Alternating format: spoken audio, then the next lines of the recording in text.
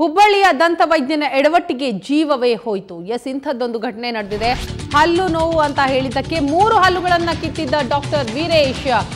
ಈ ವೈದ್ಯನ ಎಡವಟ್ಟಿಗೆ ಪ್ರಾಣವೇ ಹೋಗಿದೆ. ರಕ್ತಸ್ರಾವದಿಂದ ಸಾವು ಬದುಕಿನ ಮಧ್ಯೆ ಹೋರಾಟ ನಡೆಸಿದ್ದಂತಹ ರೋಗಿ ಈಗ ಸಾವನ್ನಪ್ಪಿದ್ದಾರೆ ಎನ್ನುವಂತಹ ಮಾಹಿತಿ ಲಭ್ಯವಾಗ್ತಾ ಇದೆ. ರತ್ನ ಡೆಂಟಲ್ ಕ್ಲಿನಿಕ್ ವೈದ್ಯನ ಎಡವಟ್ಟಿಗೆ ಅಮಾಯಕ ಬಲಿಯಾಗಿರುವಂತಹ ಸ್ಟೋರಿ ಇದು. ಮೃತನ ಸಂಬಂಧಿಕರಿಂದ ಶಹರ ಪೊಲೀಸ್ ಠಾಣೆಯಲ್ಲಿ ಈಗ ಕಂಪ್ಲೇಂಟ್ ಕೂಡ ಲಾಡ್ಜ್ ಆಗಿದೆ. ಹುಬ್ಬಳ್ಳಿಯ ದಂತ ವೈದ್ಯನ ಎಡವಟ್ಟಿಗೆ ಜೀವವೇ ಹೋಗಿದೆ. ಹಲ್ಲು ನೋವು ಅಂತ ಹೇಳಿದ್ದಕ್ಕೆ 3 ಹಲ್ಲುಗಳನ್ನ ಕಿತ್ತಿದ್ದಾರೆ ಡಾಕ್ಟರ್ ವೀರೇಶ್. ರಕ್ತಸ್ರಾವದಿಂದ ಸಾವು ಬದುಕಿನ ಮಧ್ಯೆ ಹೋರಾಟ ನಡೆಸಿದಂತಹ ರೋಗಿ ಇದೀಗ ಸಾವನ್ನಪ್ಪಿದ್ದಾರೆ.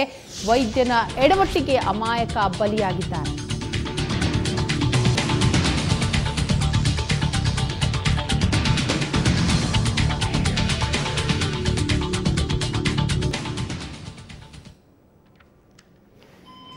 ಎಸ್, ನಾವು ನೋಡ್ತಾ ಇದ್ದೀವಿ, ಸಾವು ಬದುಕಿನ ನಡುವೆ ಹೋರಾಟ ನಡೆಸಿದಂತಹ ವ್ಯಕ್ತಿ ಈತ ಈಗ ಕೊನೆಯುಸಿರೆಳೆದಿದ್ದಾರೆ. ದಂತ ವೈದ್ಯನೊಬ್ಬನ ಎಡವಟ್ಟಿನಿಂದಾಗಿ ಜೀವ ಕಳೆದುಕೊಂಡಿರುವಂತಹ ಒಂದು ಘಟನೆ ಹುಬ್ಬಳ್ಳಿಯಲ್ಲಿ ನಡೆದಿದೆ. ಕಳೆದ 5 ದಿನಗಳಿಂದ ಜೀವನ್ಮರಣ ಹೋರಾಟ ನಡೆಸಿದ್ದ ಗಣೇಶಪೇಟೆಯ ನಿವಾಸಿ ಅಬ್ದುಲ್ ಖಾದರ್ ಆಸ್ಪತ್ರೆಯಲ್ಲೇ ಮೃತಪಟ್ಟಿದ್ದಾರೆ. ಹಲ್ಲು ನೋವು ಅಂತ ಬಂದಿದ್ದಕ್ಕೆ 3 ಹಲ್ಲುಗಳನ್ನು ಕಿತ್ತಿದ್ದಾರೆ ಡಾಕ್ಟರ್ ವೀರೇಶ್.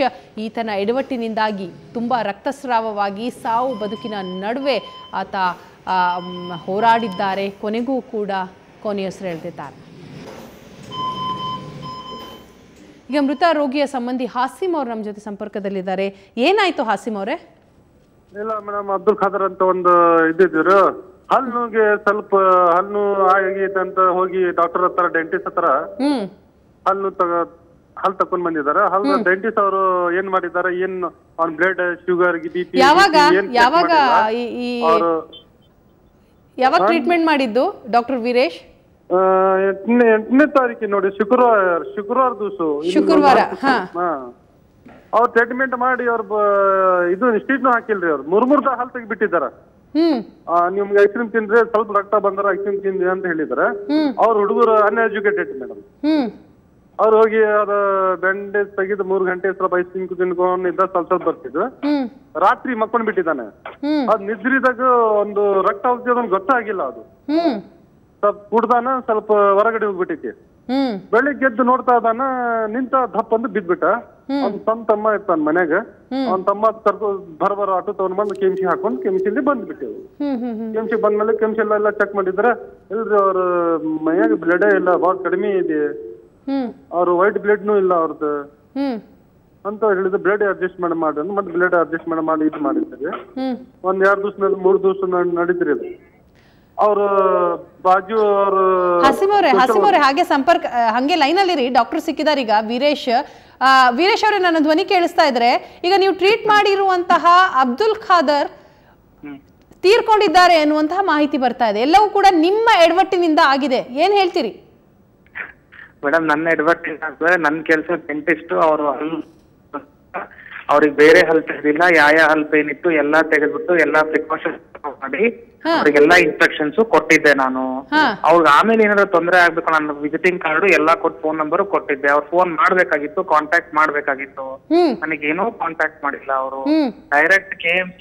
ಅಲ್ಲ, 3 ಹಲ್ ಅಲ್ಲ, ಅವರು ಹಲ್ಲು ಅಂತ ಬಂದಾಗ 3 ಹಲ್ ಕಿತ್ತಿದ್ದ, ಹೌದಾ ನೀವು? ಹೌದು, 3 ಹಲ್ ಅಂದ್ರೆ ಏನಾಗಿತ್ತು ಅವ್ರಿಗೆ? ಹಲ್ಲೆಲ್ಲ ಅಳ್ಳಾಡ್ತಿತ್ತು ಮೇಡಮ್. ಅದು ಮೊಬಿಲಿಟಿ ಟೀತ್ ಅಂತ ಹೇಳ್ತೀವಿ. ಆಮೇಲೆ ಹಲ್ಲಿನ ತುಕುಡಿಗಳು, ಅಲ್ಲ ಹಾಸಿಮ್ ಅವರೇ, ದೊಡ್ಡ ಹಲ್ಲಿನ ತುಕುಡಿಗಳು ಅವೆಲ್ಲ ಅಳ್ಳಾಡ್ತಿತ್ತು. ವೀರೇಶ್, ಹಾಸಿಮ್ ಅವ್ರು ಇದಾರೆ, ಅವ್ರ ಸಂಬಂಧಿ. ಹಾಸಿಮ್, ನೀವು ಅಲ್ಲ, ಅವ್ರಿಗೆ ಈಗ ಹಲ್ ತೆಗೆದ್ಮೇಲೆ ಏನಾದ್ರೂ ತೊಂದರೆ ಆದ್ರೆ ಕಾಂಟ್ಯಾಕ್ಟ್ ಮಾಡಿ ಅಂತ ನಂಬರ್ ಕೊಟ್ಟಿದ್ದಾರೆ, ಅಡ್ರೆಸ್ ಕೊಟ್ಟಿದ್ದಾರೆ. ನೀವ್ ಯಾರು ಕಾಂಟ್ಯಾಕ್ಟ್ ಮಾಡಿಲ್ಲ ಅಂತಿದ್ದಾರೆ ಅವರು. ಈಗ ರಾತ್ರಿ ಬ್ಲಡ್ ಲೀಕೇಜ್ ಆತ, ನಿದ್ರಿದಾಗ ಅದಾನ ಅವನು ಪೇಷಂಟ್. ರಾತ್ರಿ ಲೀಕೇಜ್ ಆತ, ಬೆಳಿಗ್ಗೆ ಎದ್ದು ನೋಡ್ತಾ ಇದ್ದಾನ ಬ್ಲಡ್ ಲೀಕೇಜ್ ಆಗಿದ್ದು. ಈಗ ಬೆಳಿಗ್ಗೆ ಎದ್ದು ಅವ್ರ ಪೇಷಂಟ್ ಬೇಹೋಶ್ ಆಗ್ಯಾನ. ಅವ್ನಿಗೆ ಡೆಂಟಿಸ್ಟ್ ಮನಿಗ್ ಕರ್ಕೊಂಡು ಹೋಗ್ಬೇಕಂದ್ರೆ 6 ಗಂಟೆಗೆ. ಏನ್ ಹೇಳ್ತೀರಿ ವೀರೇಶ್? ಅವ್ರು ಹಂಗಾಗ್ತಿದೆ ಹಿಂಗಾಗ್ತಿದೆ, ಈಗಿನ ಡಿಫೆಕ್ಟ್ ಬಂದ್ರೆ ನೀವು ಫೋನ್ ಮಾಡ್ತೀರಾ ಏನಿದೆ ಅಂತ ಹೇಳಿ. ಎಷ್ಟು ಕಾಲ್ ನನಗೆ ಗೊತ್ತಾಗುತ್ತೆ. ಈಗ ಈ ಬೇಷಾದ ಮನುಷ್ಯಾಗಿ ಕರ್ಕೊಂಡೋಗಿ ಡೆಂಟಿಸ್ಟ್ ವೀರೇಶ್ ಅವ್ರು ಲಾಜಿಕಲ್ ಮಾತಾಡ್ತಿದ್ದಾರೆ. ವೀರೇಶ್, ಈಗ ಅವ್ರೇನ್ ಹೇಳ್ತಿದ್ದಾರೆ, ರಾತ್ರಿ ಮಲ್ಗಿದ್ದಾಗ ಬ್ಲೀಡಿಂಗ್ ಆಗಿದೆ, ಅವ್ರಿಗೆ ಗೊತ್ತಾಗಿಲ್ಲ, ಬೆಳಿಗ್ಗೆ ಎದ್ದು ನೋಡಿದ ತಕ್ಷಣ ಇಮಿಡಿಯೇಟ್ ಆಗಿ ಅವರು ಹಾಸ್ಪಿಟಲ್ ಕರ್ಕೊಂಡು ಹೋಗಿದ್ದಾರೆ. ಡೆಂಟಿಸ್ಟ್ ಹತ್ರ ಬರ್ಬೇಕಾ ಅಥವಾ ಅದೇ ಮತ್ತೆ ಬೆಳಿಗ್ಗೆ ಹಿಂಗಾದ್ರೆ ಬೆಳಿಗ್ಗೆ ಒಂದು ಫೋನ್ ಆರು ಮಾಡ್ಬೇಕಲ್ಲ, ಅಟ್ಲೀಸ್ಟ್ ಫೋನ್ ಮಾಡ್ಬೋದಾಗಿತ್ತಲ್ಲ. ಈಗ ಸೀರಿಯಸ್ ಪೇಷಂಟ್ ಬಿಟ್ಟು ಇವ್ರಿಗೆ ಫೋನ್ ಮಾಡ್ಕೊಂಡಿರ್ಬೇಕೇನ್ರಿ ಮೇಡಮ್? ನಾವು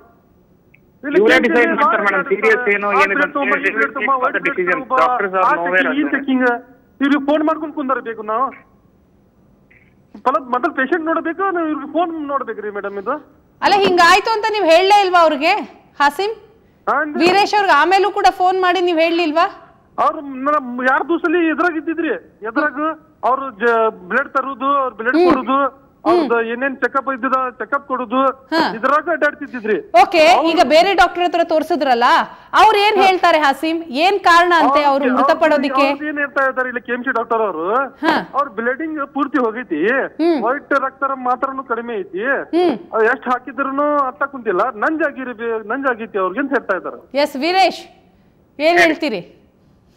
ಆಗ್ಲಿ ಮೇಡಮ್, ಅವ್ರಿಗೆ ಏನ್ ಹೇಳ್ತೀರ ಅಂತಂದ್ರೆ ಅದನ್ನೆಲ್ಲ ರಿಪೋರ್ಟ್ಸ್ ಬರ್ಲಿ. ಅದು ಈಗ ನೀವು 3 ಹಲ್ ತೆಗ್ದಿದ್ದೀರಿ, ನಿಮ್ಗೆ ಗೊತ್ತಿರುತ್ತೆ ಬ್ಲೀಡಿಂಗ್ ಎಷ್ಟಾಗುತ್ತೆ, ಜಾಸ್ತಿ ಆಗುತ್ತಾ ಕಡಿಮೆ ಆಗುತ್ತಾ ಅನ್ನೋದ್ರ ಅರಿವು ನಿಮ್ಗೆ ಖಂಡಿತವಾಗ್ಲೂ ಇರುತ್ತೆ. ನೀವು ಅದನ್ನ ಪೇಷಂಟ್ಗೆ ಹೇಳ್ಬೇಕಿತ್ತು, ಹೌದಾ? ಸೊ ಅವ್ರಿಗೆ ಬ್ಲೀಡಿಂಗ್ ಆಗಿದೆ, ಅವ್ರಿಗೆ ಗಮನಕ್ಕಿಲ್ಲ. ಹಾ, ಸೊ ಅವ್ರಿಗೆ ಪ್ರತಿ ಒಂದ್ ಕೇಸು ಡಿಫ್ರೆಂಟ್ ಆಗಿರುತ್ತೆ. 5 ಬರಲು ಸಮಯ ಇರಲ್ಲ, ಒಂದೊಂದ್ ಕೇಸ್ ಒಂದೊಂದ್ ತರ ಇರುತ್ತೆ. ಎಲ್ಲ ಎಕ್ಸ್ಪ್ಲೇನ್ ಮಾಡಿ ಅದಕ್ಕೆ ನಿಮ್ಮನ್ನ ಡಾಕ್ಟರ್ ಹೇಳೋದು ವೀರೇಶ್, ನಿಮ್ಮನ್ನ ಡಾಕ್ಟರ್ ಅಂತ ಹೇಳೋದು ಅದಕ್ಕೇನೆ. ಈಗ 5 ಬರಲು ಸಮ ಇರೋದಿಲ್ಲ ಅಂತ ನಿಮ್ಗೆ ಹೇಗ್ ಗೊತ್ತಿರುತ್ತೋ, ಏನ್ ಬೇಕಾದ್ರೂ ಆಗುವಂತಹ ಚಾನ್ಸಸ್ ಇರುತ್ತೆ, ಹೌದಾ? ಒಂದು ಕೇಸಲ್ಲಿ ಸೊ ಪ್ರಿಕಾಷನ್ ತೆಗೆದುಕೊಳ್ಳುವಂತದ್ದು ಯಾರ ಕೆಲಸ? 3 days ತನಕ ಅವ್ರು ಸುಮ್ಮನೆ ಇರಬೇಕು. ಅದಿದ್ದಾಗ ನಾನು ಕಾಂಟ್ಯಾಕ್ಟ್ ಮಾಡ್ಬೇಕು, ನಾನು ನೋಡ್ಕೊಂತಿದ್ದೆ. ಅವ್ರು ಕಾಂಟ್ಯಾಕ್ಟ್ ಮಾಡ್ಲಾರ್ದೇನೆ ಹಿಂಗಾಗಿದೆ ಅಂತಂದಾಗ ಅದು ಏನ್ ನಿಜ ಏನ್ ಕಡೆ ನನಗೆ ಹೇಗೆ ಗೊತ್ತಾಗ್ಬೇಕು? ನನಗೆ ಅದು ಮುಂದೆ ಇಲ್ಲ ಅಂದಾಗ ನಾನು ಹೇಗೆ ಹೇಳ್ಬೇಕು ಹೇಳಿ? ಈಗ ಅವರ ಸಾವಿಗೆ ಯಾರು ಹೊಣೆ ವೀರೇಶ್? ಏನ್ ಹೇಳಿ? ಅವರ ಸಾವಿಗೆ ಯಾರು ಹೊಣೆ? ಈಗ ಯಾರು ಹೊಣೆ ಅಂತಂದ್ರೆ ಏನ್ ಹೇಳ್ಬೇಕು madam? I have done my job. ನನ್ನ ಕೆಲಸ ಏನಿದೆ ನಾನು ಮಾಡಿದೀನಿ. ಮುಗೀತಾ? ನಿಮ್ ಕೆಲಸ ಆಗ್ಬಿಟ್ರೆ ಮುಗೀತಾ? ಅಯ್ಯೋ, ನಾನು ಎಲ್ಲ ಕರೆಕ್ಟ್ ಆಗೇ ಮಾಡಿದೀನಿ. ಅವ್ರಿಗೆ ಮುಂದೆ ನೋಡೋಣ, ಅವ್ರು ಕೋರ್ಟ್ ಕೇಸ್ ಫೈಲ್ ಮಾಡ್ತೀನಿ ಅಂತಾರಲ್ಲ, ಅಲ್ಲಿ ಎಲ್ಲ ಸ್ಪಷ್ಟೀಕರಣ ಬರುತ್ತೆ, ಲ್ಯಾಬ್ ಟೆಸ್ಟ್ ಆಗಿರುತ್ತೆ, ರಿಪೋರ್ಟ್ ಇರುತ್ತೆ, ನೋಡೋಣ ಏನಾಗಿದೆ. ಸಿಸ್ಟಮಿಕ್ ಕಂಡೀಷನ್ಸ್ ಅಂತ ಇರುತ್ತೆ. ಮುಂದೇನಾದ್ರೂ ಯಾರು ಹೊಣೆ ಅಲ್ಲ. ಏನ್ ಹೇಳ್ತೀರಿ? ಇವ್ರಿಗೆ ಡಾಕ್ಟರ್ ಮತ್ತೆ ಬಂದ್ರಿ ಹಾಸ್ಪಿಟಲ್ಗೆ, ಬಂದ ಮೇಲೆ ಅವ್ರಿಗೆ ನೋಡ್ಬೇಕಲ್ರಿ ಪೇಷಂಟ್ ಏನಾಗೈತಿ ಏನಿಲ್ಲ. ಬಾರ ಬಂತ ಅವ್ರು ಯಾರಿಗ ಒಂದ್ ಎಡಿ ಹಿಡ್ಕೊಂಡ್ ಬಂದ್ರ ಅವ್ರಿಗೆ ಸೆಟಲ್ ಮಾಡಿ, ಅವ್ರು ಅನ್ಎಜುಕೇಟೆಡ್, ಅವ್ರು ಅಣ್ಣ ತಮ್ಮವ್ರ ಬಂದ್ 10,000 ರೂಪಾಯಿ ಕೊಟ್ಟು ಅವ್ರ ಕಡೆ ಹೆಬ್ಬಟ್ ತಗೊಂಡ್ ಹೋಗ್ಬಿಟ್ಟಾರ ನೋಡ್ರಿ. ಎಂತ ಏನ್ರಿ ಅವ್ರು ತಪ್ಪಾಗಿ ಮಾಡಿರಂತವ್ರು 10,000 ರೂಪಾಯಿ ಕೊಟ್ಟು ಪೇಪರ್ದಲ್ಲಿ ಬರ್ಕೊಂಡ್ ಹೋಗ್ಯಾರಲ್ರಿ, ಅವ್ರು ಹೆಬ್ಬಟ್ ತಗೊಂಡ್ ಹೋಗ್ಯಾರಲ್ರಿ. ಅವ್ರು ಈಗ ತಪ್ಪಿಲ್ಲ ಅಂತ ಹೇಳ್ತಾ ಇದಾರ ಇವ್ರು. ಮತ್ 10,000 ರೂಪಾಯಿ ಯಾಕೆ ಕೊಟ್ಟಿರಿ? ಅವ್ರ ವೈಟ್ ಪೇಪರ್ ಮೇಲೆ ಯಾಕೆ ಹೆಬ್ಬಟ್? ಹಾಸಿಂ, ಈಗ ಕಿಮ್ಸ್ ಡಾಕ್ಟರ್ ಏನ್ ಹೇಳ್ತಾರೆ, ಅವ್ರು ಏನ್ ರಿಪೋರ್ಟ್ ಇದೆಯಲ್ಲ ಅದನ್ನ ತಗೊಂಡೋಗಿ ವೀರೇಶ್ ಅವ್ರಿಗೆ ತೋರಿಸಿ, ಅವ್ರಿಗೆ ಯಾವ್ದು ಕೂಡ ಇದರ ಅರಿವಿಲ್ಲ ಅಂತ ಹೇಳ್ತಾರ ಅವರು.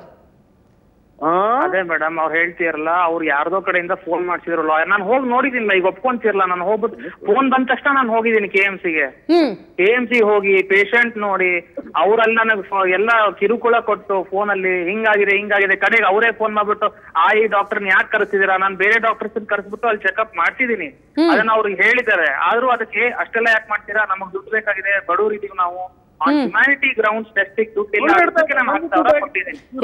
ವೀರೇಶ್ ಅವರೇ, ನಮಗೂ ಕೂಡ ಸಮಯದ ಅಭಾವ ಇದೆ, ಅವರು ಕಾನೂನು ಹೋರಾಟ ನಡೆಸ್ತಾ ಇದ್ದಾರೆ. ಬಹುಶಃ ಇದರಲ್ಲೇ ಬಗೆಹರಿಯುತ್ತೆ ಅಂತ ಅನ್ಕೊಳ್ತೀನಿ. ಆದ್ರೆ ಹೋದ ಜೀವ ಮಾತ್ರ ವಾಪಸ್ ಬರೋದಿಲ್ಲ. ದಯವಿಟ್ಟು ನೆಕ್ಸ್ಟ್ ಪೇಷಂಟ್ ಅಟೆಂಡ್ ಮಾಡುವಾಗ ಎಚ್ಚರವಾಗಿರಿ ಅಂತ ಹೇಳೋದಷ್ಟೇ ನಮ್ಮ ಕೆಲಸ. ಥ್ಯಾಂಕ್ ಯು ನಮ್ಮ ಜೊತೆ ಮಾತನಾಡಿ.